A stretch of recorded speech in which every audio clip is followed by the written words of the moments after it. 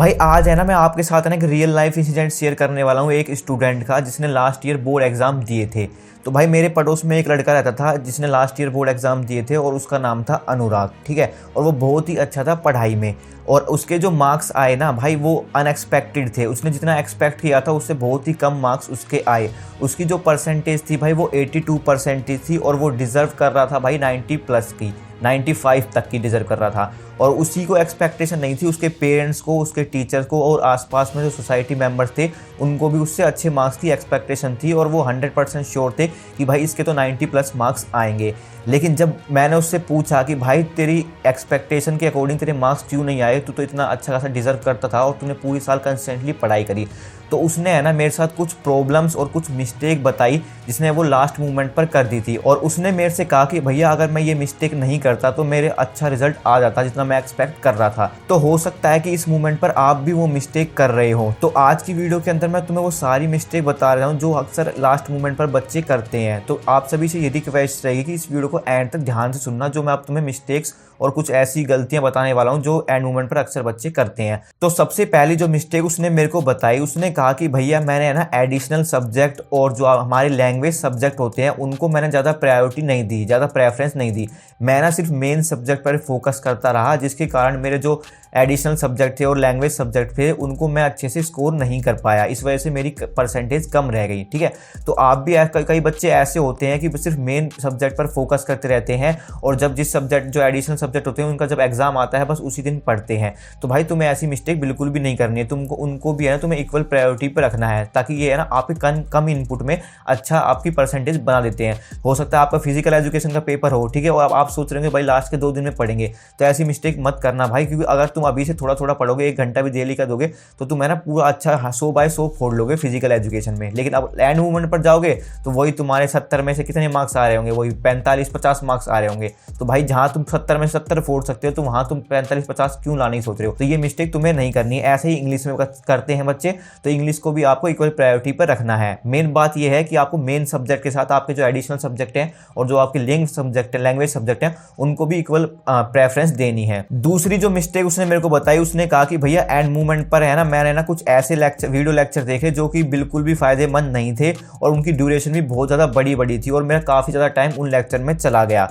तो भाई आज के टाइम पे है ना जब पेपर आने वाले होते हैं तो बहुत सारे वीडियो लेक्चर आते हैं, बहुत बड़ी मैराथन आती है, बहुत बड़े क्रैश कोर्स आते हैं, ठीक है, जिनकी ड्यूरेशन 7-8 घंटे की होती है, 10-10 घंटे की होती है।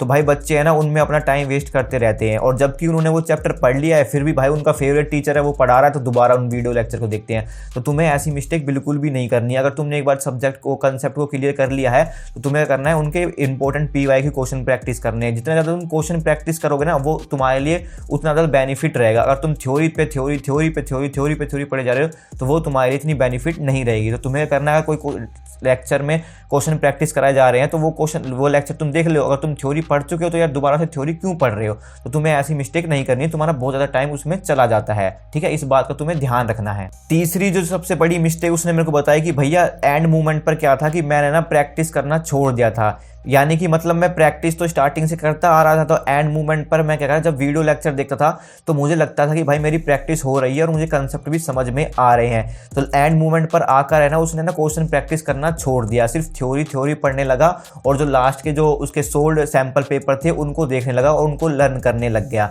तो भाई तुम्हें ऐसी मिस्टेक बिल्कुल भी नहीं करनी है। प्रैक्टिस तुम्हारी एंड मूवमेंट तक चलती रहनी चाहिए। जब तक आज तुम प्रैक्टिस कर रहे हो, तुम्हारा कल एग्जाम है, तो इस मूवमेंट तक तुम्हें प्रैक्टिस बिल्कुल भी नहीं छोड़नी है। तो तुम्हें प्रैक्टिस ऐसे करनी है कि जो भी आपके कंसेप्ट क्लियर हो चुके हैं उनके इंपॉर्टेंट PY यूज करने हैं और जो आपके थ्योरेटिकल सब्जेक्ट हैं राइटिंग प्रैक्टिस करनी है। अब राइटिंग प्रैक्टिस भी सबसे बड़ा गेम बताया उसने मेरे को कि भाई राइटिंग प्रैक्टिस यहाँ पे तुम्हें देखना और एग्जाम हॉल में जाकर लिखने में बहुत बड़ा डिफरेंस होता है। अभी तो तुम्हें लगता है कि मैं लिख दूंगा, लेकिन जब एग्जाम हॉल में जाते हो तो वहाँ पर एकदम ब्लैंक आउट हो जाता है माइंड।